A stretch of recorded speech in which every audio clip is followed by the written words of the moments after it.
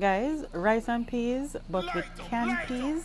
Let's make it. In a pot, add butter, thyme, scallion, bay leaf, ginger, garlic, all diced real fine, and this is pimento seed.